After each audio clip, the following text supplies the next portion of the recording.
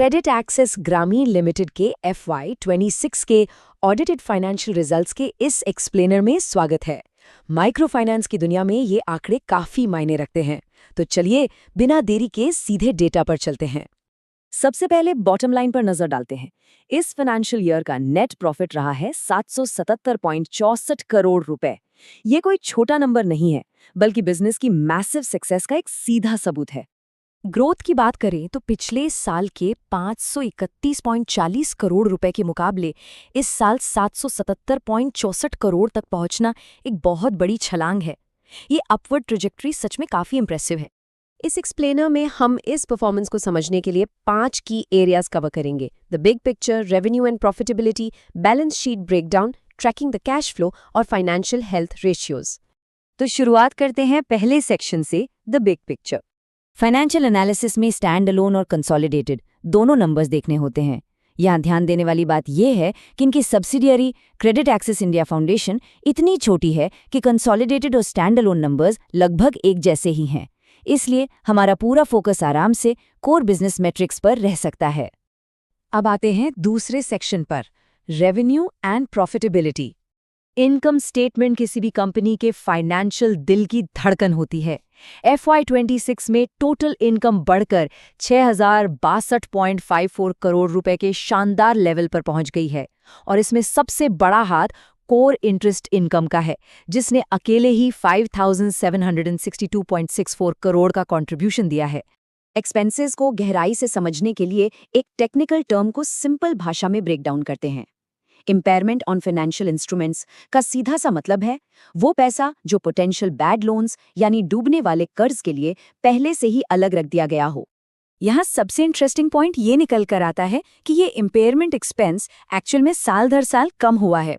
पिछले साल के 1,09,29 करोड़ से घटकर ये अब 17,775.40 करोड़ रुपए रह गया है। सच कहा जाए तो इसी कॉस्ट कटिंग ने उस भारी प्रॉफिट जंप में एक बहुत बड़ा रोल प्ले किया है। चलिए आगे बढ़ते हैं तीसरी सेक्शन की तरफ, balance sheet breakdown. Balance sheet basically पूरे ऑपरेशन के स्ट्रक्चरल स्केलेटन की तरह होती है। यहाँ इस माइक्रो फाइनेंस ऑपरेशन का स्केल देखिए।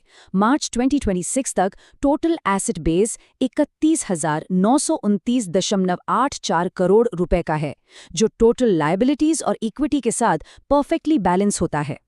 इन एसेट्स के अंदर झांक कर देखें तो लेंडिंग का कोर बिजनेस पूरी तरह से डोमिनेट करता हुआ दिखता है। टोटल लोन बुक एक स्टैगरिंग 27,922.73 करोड़ रुपए पर है, जो कैश और इन्वेस्टमेंट्स के कंपैरिजन में टोटल एसेट्स का सबसे बड़ा हिस्सा है। अब बारी है चौथे सेक्शन की, tracking the cash flow. Cash flow किसी भी कॉर्पोरेट एंटिटी के लिए ब्लड सर्कुलेशन सिस्टम जैसा है। ये audited cash flow statement 3 pillars पर टिका है: ऑपरेटिंग एक्टिविटीज, जहां लोन इंटरेस्ट से कैश आता है; इन्वेस्टिंग एक्टिविटीज, जिसमें सिक्योरिटीज की खरीद फरोख्त होती है; और फाइनेंसिंग एक्टिविटीज, जहां डेब्ट मैनेज किया जाता है। फाइनेंसिंग एक्टिविटीज को क्लोजली ऑब्जर्व करें तो मैसिव कैपिटल मूवमेंट्स दिखते हैं। इंस्टीट्यूशन ने नई लॉन्ग टर्म बोरोइंग्स के रूप में 14,000 करोड़ रुपए से ज्यादा की रकम उठाई है, जबकि 11,000 करोड़ रुपए से ज्यादा का एग्जिस्टिंग डेट चुकाया भी है। ये एक्टिव डेट मैनेजमेंट का एक जबरदस्त एग्जाम्पल है। आखिर में 5वां section, financial health ratios. Company की लॉन्ग टर्म स्टेबिलिटी और रेगुलेटरी कंप्लायंस चेक करने के लिए रेशियोज सबसे बेस्ट फिटनेस टेस्ट होते हैं। डेटा देखने से पहले CARR यानी capital to risk weighted assets ratios समझना जरूरी है। ये मेजर करता है कि क्या कंपनी के पास अपने रिस्क्स को हैंडल करने के लिए कैपिटल का सफिशिएंट सेफ्टी नेट मौजूद है या नहीं। ऑडिटेड डिस्क्लोजर्स के हिसाब से CRAR एक बहुत ही हेल्दी 24.41% पर है।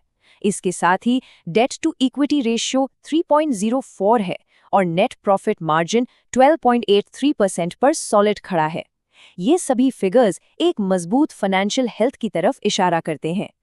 क्रेडिट रिस्क को समझने के लिए ग्रॉस स्टेज 3 को क्लोजली ट्रैक करना पड़ता है। माइक्रो फाइनेंस सेक्टर में ये बेसिकली लोन बुक के उस परसेंटेज को हाईलाइट करता है जो हाई रिस्क में है या जिनकी रिकवरी में दिक्कतें आ रही हैं। मार्च 2026 को खत्म हुए फाइनेंशियल ईयर में कंपनी ने 3.17% का ग्रॉस स्टेज 3 रेशियो रिपोर्ट किया है। लेकिन अच्छी बात यह है कि कंपनी ने इन स्पेसिफिक रिस्क्स को कवर करने के लिए 65.40% का एक रोबस्ट प्रोविजन कवरेज मेंटेन किया हुआ है। इस सॉलिड बफर के चलते जो नेट स्टेज 3 एक्सपोजर है वो ड्रॉप होके सिर्फ 1.12% रह जाता है। तो इस एक्सप्लेनर के एंड में एक बहुत ही फैसिनेटिंग सवाल दिमाग में आता है।